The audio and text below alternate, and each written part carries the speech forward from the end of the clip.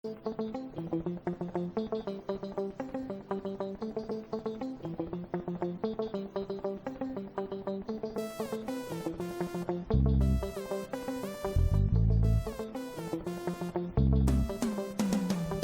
différentes couches de la société sont représentées ici. Et nous allons donner la parole d'abord à Madame Cora Zenabou. Elle est originaire de Niki, dans le Borgo. Bonsoir, Monsieur le Président.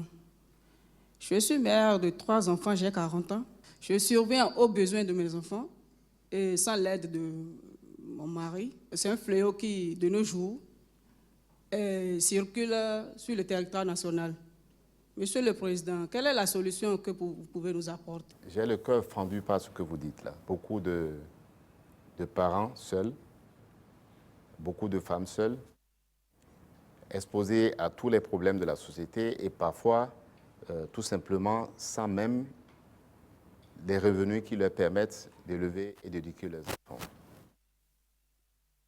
Je suis très, très sensible à ça parce que je rencontre partout où je passe beaucoup d'entre vous et je suis solidaire à ce que vous faites. Je suis d'autant plus solidaire que même dans ma propre famille, j'ai des sœurs qui sont un peu dans la même situation. Et je sais quelle est leur douleur, quelle est leur peine et quelle est leur souffrance. Qu'est-ce que nous pouvons faire pour vous aider, vous, à élever vos enfants, à vous en sortir dans la vie et éventuellement à refaire votre vie. C'est pour cela que nous allons vous aider vraiment à vous en sortir, quelle que soit votre situation sociale. Parce qu'il y a des femmes aussi mariées qui vivent sous le toit de leur famille et qui ont des difficultés insurmontables.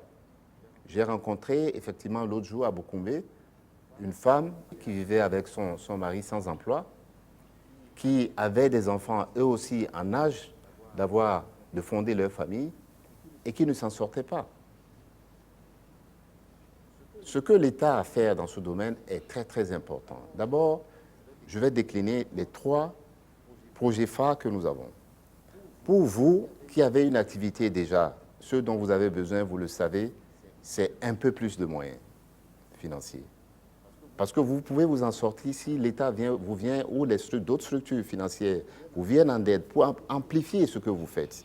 Vous avez une activité qui vous rapporte de l'argent, qui vous fait vivre déjà, vous et votre famille. J'ai donc dit que dès le 6 avril 2016, nous allons réformer le programme de microcrédit qui existe actuellement et qui limite le montant des apports à 50 000 francs CFA.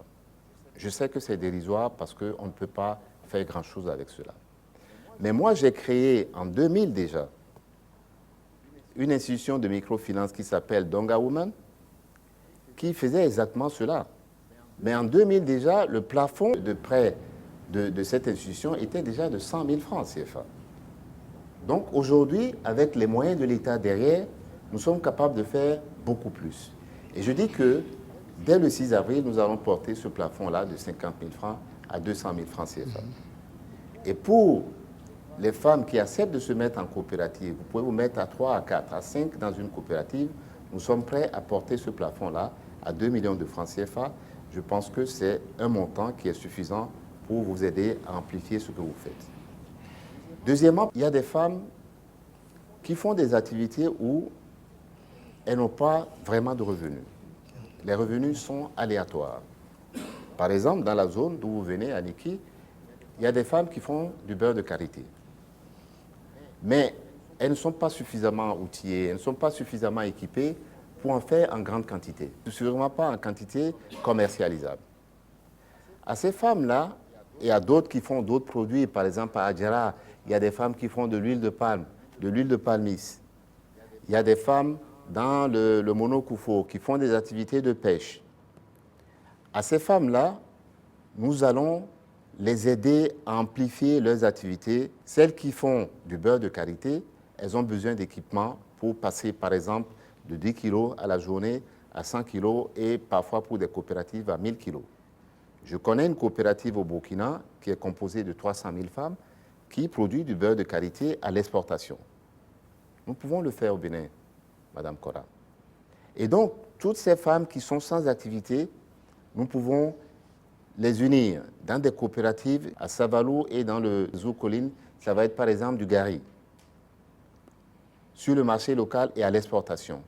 Et donc ces activités génératrices de revenus, notre ambition, c'est de faire en sorte que chacune de ces femmes-là qui vivotent aujourd'hui puisse avoir des revenus réguliers. Et mon ambition est même que, une fois par mois, ces femmes-là puissent avoir quelque chose dans leur poche, comme n'importe quel salarié d'une entreprise. C'est ça mon ambition. Et troisièmement, c'est important, il y a des femmes qui, pour une raison ou une autre, notamment à l'accouchement, perdent la capacité d'avoir toute activité. Je les ai rencontrées très souvent. Ces femmes, nous sommes prêts à les accompagner dans des subventions de l'État. Donc, pendant un certain nombre de mois, l'État va s'engager à leur donner une subvention, modeste peut-être, mais suffisante pour leur permettre de tenir jusqu'à ce qu'elles sortent de leur situation difficile de santé, par exemple, ou d'accident, par exemple, et recommencer leur vie normale. Donc voilà 3 grands projets phares que nous allons donner aux femmes. Et bien sûr, il y a d'autres femmes qui sont à un niveau plus élevé. J'ai dit que dans la société, de façon générale, nous allons promouvoir les femmes. Par exemple, j'ai dit qu'au gouvernement que nous aurons dès le 6 avril 2016, nous aurons pour une fois au moins 40% de femmes dans ce gouvernement.